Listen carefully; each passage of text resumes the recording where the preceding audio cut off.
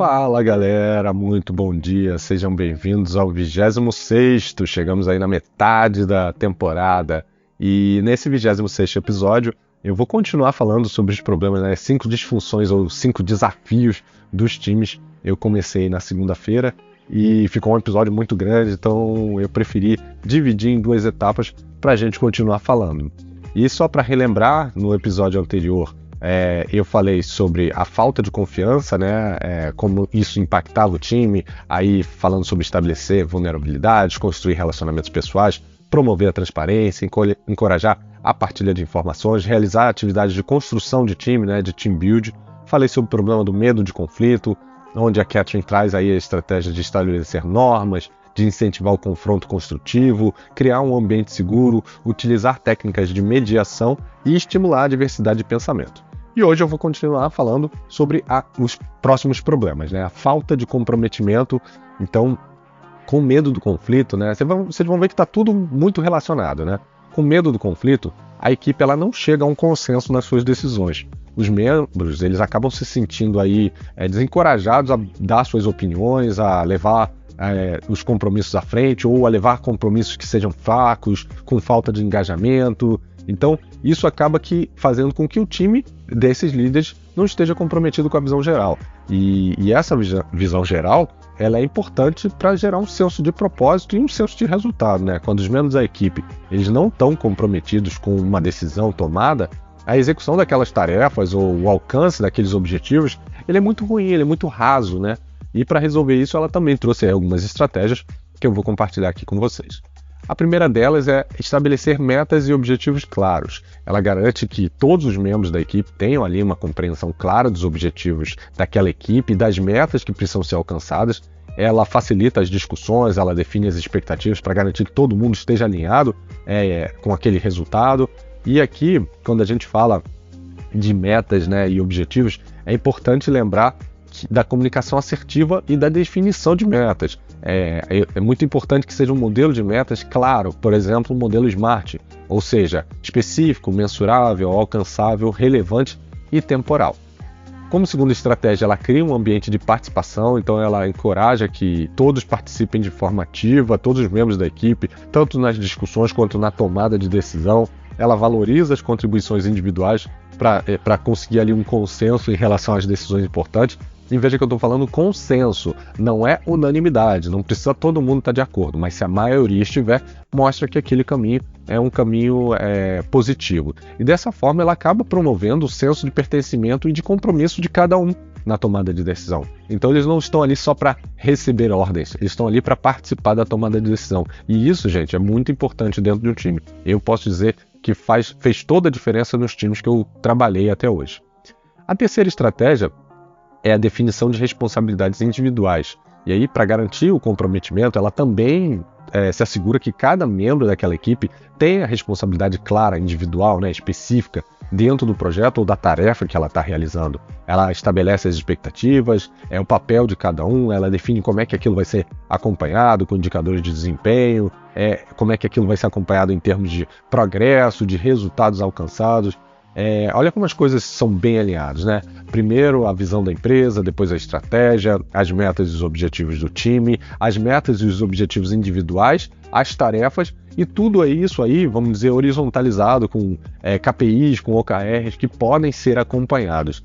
As empresas e os times maduros, eles são muito aderentes a esse modelo, porque eles dão clareza, eles dão responsabilidade, eles dão relevância e eles permitem que você acompanhe isso ao longo do tempo, E a quarta estratégia é o fomento da transparência e confiança. Ela incentiva a abertura e a honestidade da comunicação, como a gente já tinha até falado antes, Ela promove aquele ambiente seguro, onde as pessoas se sentem à vontade para expressar suas preocupações, para compartilhar as informações em busca de apoio, porque realmente esse ambiente de confiança mútua e de buscar resultados é fundamental para que essas metas, e aí, seja ela individual ou coletiva, sejam alcançadas.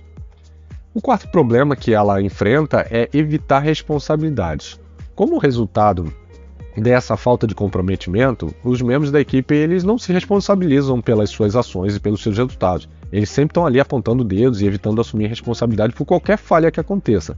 Então é aquele, eu tenho uma desculpinha, eu tenho uma justificativa. o que leva àquela cultura, né, de falta de responsabilidade pessoal. E quando os membros da equipe não assumem essa responsabilidade, os resultados, a produtividade, o resultado da própria equipe como um todo, eles acabam sendo comprometidos. Para resolver esse problema, ela também usa outras estratégias, mas ela também aplica algumas anteriores que são totalmente relevantes, como a definição clara das responsabilidades de cada membro, deixando assim as expectativas de certa forma bem conhecidas, a relação de cada um com as suas atividades, estabelecendo aí, olha, sua atividade está relacionada a esse objetivo e obviamente naquele modelo SMART que a gente falou, e além disso ela traz outras estratégias também. Acompanhamento regular do progresso, que ela implementa aí um sistema de monitoramento de progresso individual e coletivo, ela realiza ali reuniões periódicas, avaliando o andamento das tarefas, dos projetos, quase como um status report, mas individual. E ela identifica os obstáculos, ela mede e ela ajuda a corrigir, ela acompanha o progresso, ela reforça a responsabilidade individual, ela incentiva a prestação de contas de cada um dos membros, não para apontar dedos ou para falar que você falhou, mas para ajudar a redirecionar, seja um esforço, uma capacidade, um conhecimento. Então, isso é muito importante quando a gente pensa num time que quer colaborar. A segunda estratégia é o estabelecimento de consequências. Ela também estabelece consequências claras para a falta de responsabilidade. E ela deixa claro que o não cumprimento é um impacto negativo, tanto no resultado individual quanto no da equipe. Isso cria ali um senso de urgência, isso incentiva os membros a assumirem mais suas responsabilidades da maneira mais adequada. E aqui, gente, não é uma questão punitiva, é um compromisso que ela firma com o time.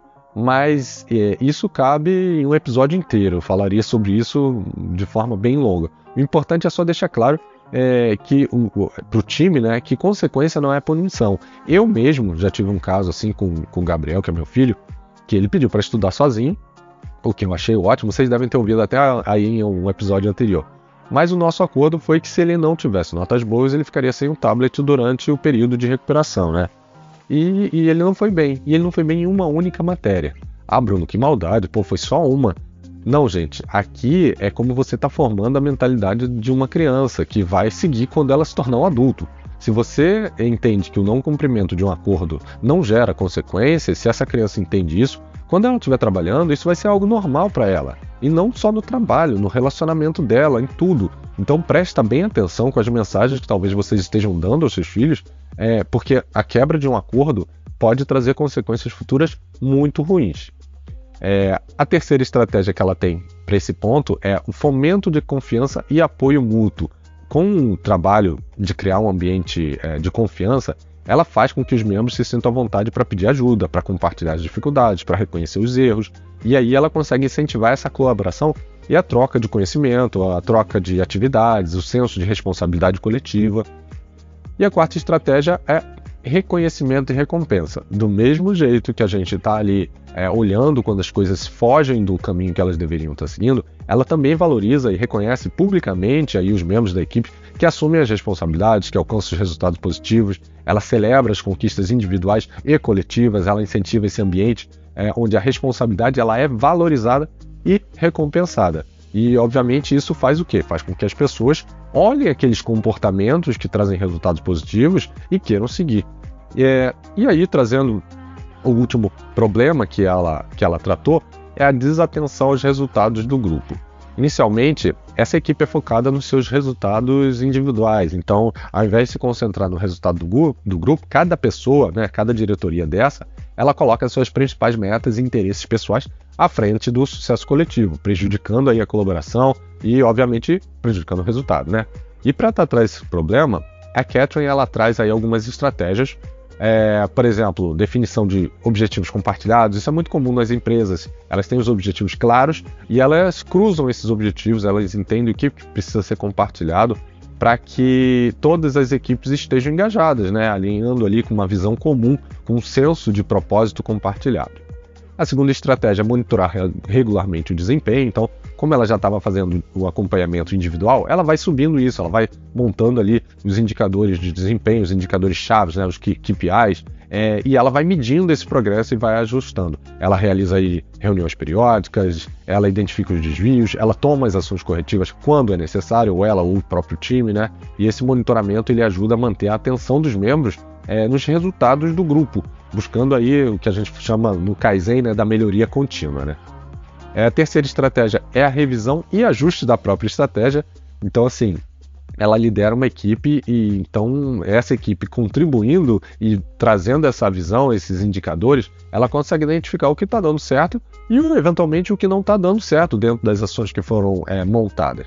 E ela revisa periodicamente e permite que a equipe faça aí as adaptações necessárias para manter o alinhamento dessas demandas, né, dessas atividades, mesmo que haja uma mudança de ambiente, principalmente considerando que a gente vive aí, né, no mundo VUCA, no mundo volátil, complexo, ambíguo. Então, acompanhar, revisar, pivotar e se adaptar são praticamente ações necessárias ao longo do tempo para qualquer equipe, para qualquer empresa que queira dar certo. E esse foi o tema dessa semana, eu espero que vocês tenham gostado. A gente trouxe uma história para falar sobre os 5 desafios dessa equipe desunida, disfuncional, que tinha o objetivo de acabar com a falta de confiança, com medo de conflito, com a falta de comprometimento, com o medo de assumir as responsabilidades e com a desatenção aos resultados do grupo, né? Tudo que está encadeado aí que impacta e mina muito a parte de colaboração e de comunicação do time. Eu espero que vocês tenham gostado. Curte, compartilha, deixa o seu review sobre esse episódio, que só assim ele vai chegar para mais pessoas. E qualquer coisa, estamos aí semana que vem. Um abraço e até lá, pessoal. Tchau, tchau.